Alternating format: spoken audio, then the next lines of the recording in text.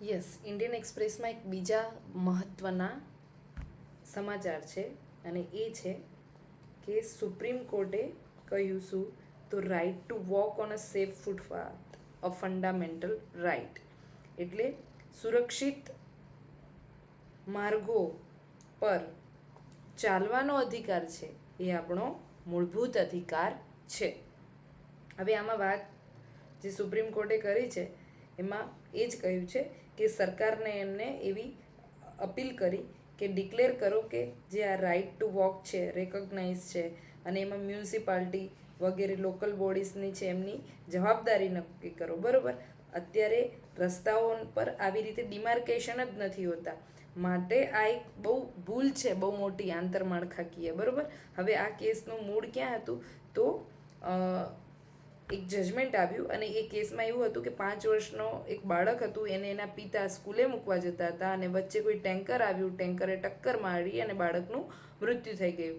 તો આ બાબતે આ કેસના ચુકાદામાં સુપ્રીમ કોર્ટે બહુ જ તીખા સ્વરે કહ્યું છે કે વોકિંગ કલ્ચર છે એ તો જે ટ્રાન્સપોર્ટેશનનું કલ્ચર છે એનાથી બહુ જૂનું છે, આ તો આપણી સભ્યતા છે ચાલવું એ. બરાબર, અને આજે આ મોટર વેહિકલ એક્ટ વગેરે છે એમાં માત્ર ને માત્ર પરિવહનની સુવિધાઓના અધિકારો ઉપર જ વધારે ધ્યાન આપવામાં આવ્યું છે.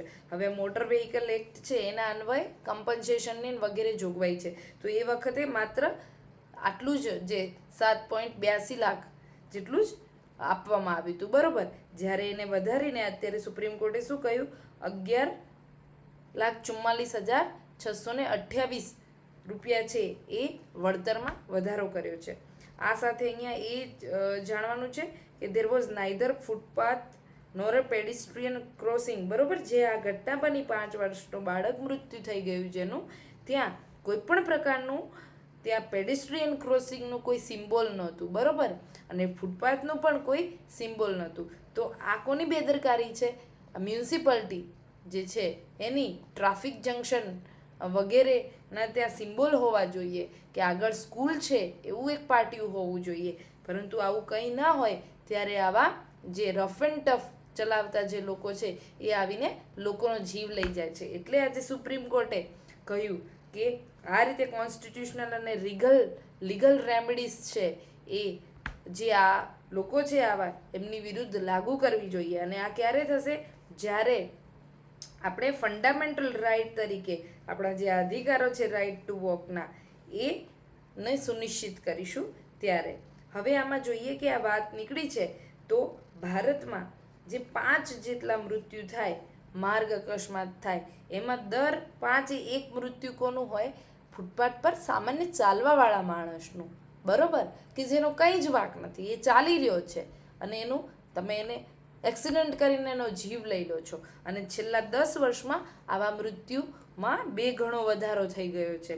અહીંયા વાત છે કે 2015થી લઈને 2024 સુધીમાં આવા મૃત્યુ છે માર્ગ અકસ્માતના કારણે મૃત્યુ જે થાય છે એમાં 21.24% જેટલી વૃદ્ધિ થઈ છે. જેમ કે 2015માં આવા મૃત્યુ કેટલા માર્ગ અકસ્માતના કારણે મૃત્યુ થતા હોય એવો દર 9.5% હતો.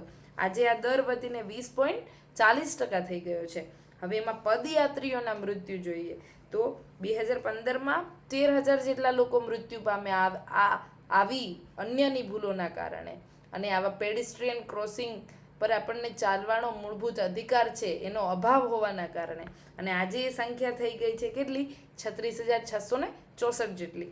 તો આ કોઈ નાની એવી ઘટના નથી કે ચલો આવું ના હોવું જોઈએ. સુપ્રીમ કોર્ટે કીધું છે તો એ બાબતમાં કંઈક બળ રહેલું છે કે રાઇટ ટુ વોક છે એ આપણો ફંડામેન્ટલ રાઇટ છે. અત્યારે આપણે જોઈએ જ છીએ રફ એન્ડ ટફ જે આ તથ્ય પટેલવાળો કેસ છે તો એ પણ કાઇન્ડ ઓફ તો આ જ છે કે આવા કોઈ મૂળભૂત અધિકારોના અભાવમાં લોકો પોતાના અભિમાનને અકસ્માતમાં કન્વર્ટ કરી નાખે છે અને લોકોનો જીવ લઈ લે છે. અને એ પણ લોકો કેવા છે?